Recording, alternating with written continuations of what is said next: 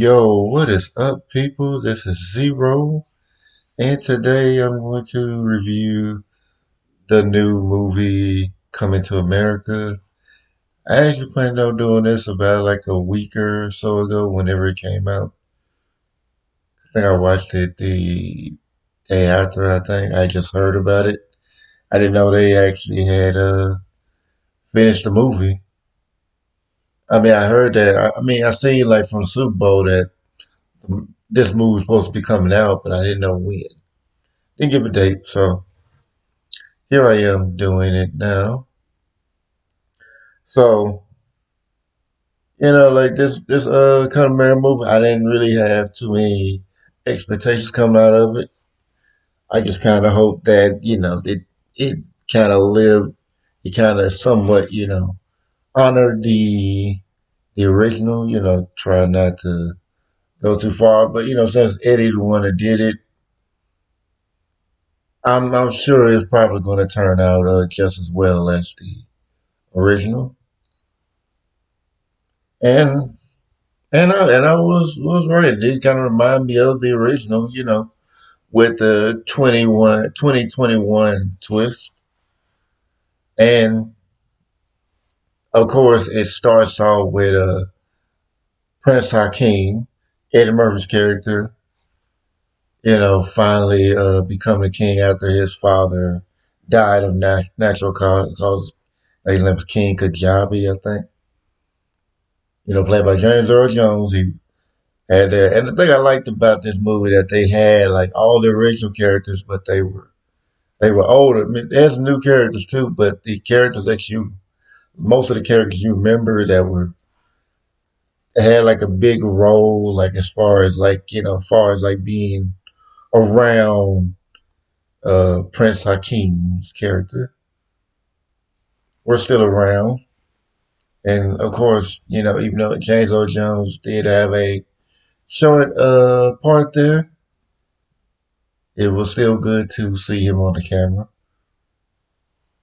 So pretty much, if you hadn't heard about it before, well, I'm not really spoiling anything as far as this, but there will probably be some minor spoilers and probably some major spoilers. But as far as King Arkeen's character, King Arkeen was, was now becoming king. He had to be, I think it's called Zamunda. Yeah, Zamunda. That's the name of the country in the movie. It was under threat of attack from their neighboring country, next Dorian. Not jumping, that's what they called it. And this this country was under rule of a general, a warlord that was played by Wesley Snipes. And comes to turn out that he's the brother of the woman in the original movie who was trying to marry Prince Hakeem, and he told her bark like a dog, and apparently she'd been barking like a dog for like 32 years, and he just didn't tell her you could stop. So she's just been around barking like a dog this whole time. So he was upset about that, and that's like one of the reasons why he really wanted to go to war with the Zamunda. But he couldn't because King Kajabi was there to enforce his rule. But now that he died, it was either you work out a deal with him, or you had to find a male heir, which the prophetess of the country pre, had foreseen that that he has a son in New York, in America, who would be the heir to the throne. So his father, had last wish was him to find his heir because his father believed that he was too weak to defend Zamunda from Nextdorian, Nextdoria or whatever country's called. But yeah, Nextdoria. Yeah. And of course, he has to go to America to find his son, even though he has like three daughters. One, his oldest, very disappointed that he's not gonna pick her to be his heir to the throne. So of course he gets there, and it turns out that he did have an heir. He just didn't know because Arsenio Hall's character Simeon neglected to tell him that he got well, he pretty much got high and slept with the woman who would be Leslie Jones. Character played Leslie Jones. I forgot her character name, but Leslie Jones's character. He had slept with her during that time when he first came to America, and he had no knowledge of it. And Simeon neglected to tell him that he had slept with her, and apparently he had gotten her pregnant with the son that is now 30 at this point. And this son is a New Yorker, who is struggling from job to job, so he has learned how to hustle. So and he's trying to do the right thing, trying to get a job, and he's trying to get a real job. And and apparently in this job interview, the guy, the interviewer was pretty racist. I mean, like so subtly racist, like just pretty much trying to subtly put in black stereotypes in the interview, which in any setting that's pretty unprofessional. That's unprofessional anyway. So, but after trying, the the prophetess, gave him a warrant. It gave him a message. I forgot what the message was, but he found him. He found him, I think, near the basketball stadium or something like that, and he ran into him. He told him, that he was king and all that. Of course, his son didn't believe him. He thought he just probably thought he was just a crazy man or whatever. Until he sees a gold bar fly out his pocket when he went back there, and of course, the his mother didn't believe it either when he first met him, and even now. But they believed it as soon as he the gold bar fly out his pocket, and then they brought him back to Samunda, where they had to, catch him up on the etiquette there and get him through the rite of passage so that he could be the prince of Samunda, so he could be his heir if King Hakim had died at this point.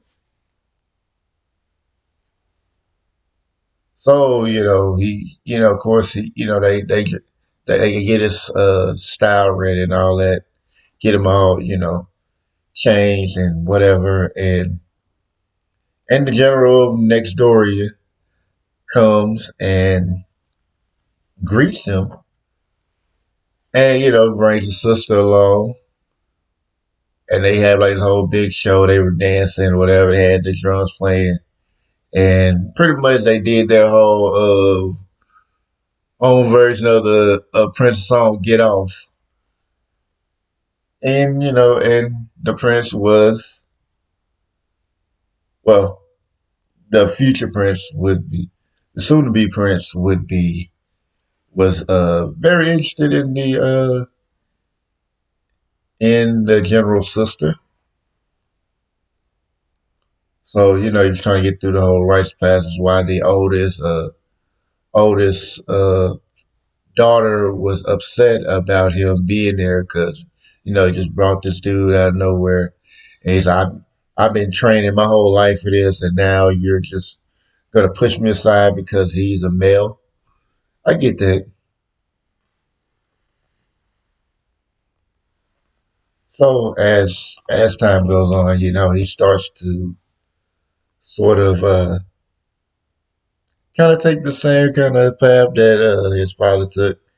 Not marrying the royalty. He kind of falls in love with one of the servants there, and over it's like over time, like he falls in love with one of the servants there, and then he goes through the rites of passage. He found it hard to do it first, so then he brought the rest, brought like his uncle there to help out, which was a hilarious interaction between him and Simeon. They were always going at it. You had to see it. It's hilarious. but but his uncle helped him, learn things a little faster. And through these rites of passage, he learned how to do things his own way. And eventually, learned that he can't be like the king. He just had to be himself. Do it his way. And he did pass all the rites of passage, and of course he came to the realization where I don't want to be prince. So him and the servant with a barber that was there, female barber, and they took off running, and they eventually were trying to get married. Went to America go get married, and then Hakeem tried to stop him. Prince Hakeem tried King Hakeem tried to stop him, and and they and of course his son had to remind his father of following his own path, something that he had forgotten along the way of being king because he thought he had to be like his father. And eventually, they eventually came to a understanding with Next Doria and and became united. Pretty much. The son helped change the Munda for the better, change his rules and everything. So now the daughter is going to be his next heir, who will be the queen of the throne, who will be ruling Zamunda. So pretty much, like I say, you'll see all the characters that were there that were still living, who were part of that movie. Pretty much, almost a good majority of most of the characters that are still living. Most, yeah, you will see them on there. So I thought that was a good movie. It stayed true to the original. Had a new, had a modern twist to it, and I recommend anybody to go see it. I think it's on Amazon, and it might be in theaters too. So as far as that, I would say it's a must see. For me, I didn't. I guess I might have guessed it's final spoilers. Didn't really spoil the movie for you too much, but all in all, it's hilarious. Something you can take away from, and it's just an enjoyable movie. So with that, I am gonna try to do reviews on Cosmic Sin and Boss Love later on. So with that, thank y'all for checking out this video. Wholeness is bound vibrations, people, and I'll see you guys later. Have a great day.